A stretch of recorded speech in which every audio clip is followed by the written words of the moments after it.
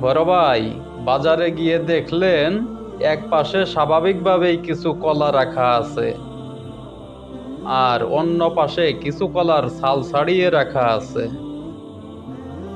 তাহলে কোন কলার দিকে আকৃষ্ট হবেন? ইনশাল্লাহ ব্যাপারটা সবাই বুঝতে পারছেন নিশ্চয়। হ্যাঁ, এমনই পর্দা নারীর নিরাপত্তা যোগায়। আবার সেই পর্দা যদি হয় ডিজিটাল মার্কা, তাহলে তো ভাই হিতে বিপরীত। এ যেন মাকাল ফল, উপরে ফিটফাট আর ভিতরে সদরঘাট। এমন অতি পর্দা জাহান্নামের কারণ হতে পারে।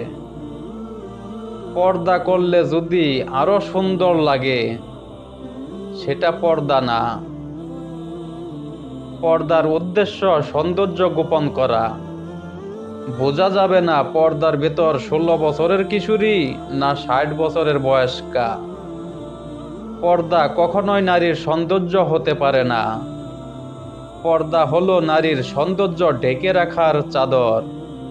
যারা পর্দা না করে নিজের সৌন্দর্য প্রকাশ করে, তারা কখনো জান্নাতে প্রবেশ করতে পারবে না, এবং কি জান্নাতের সুগন্ধও পাবে না।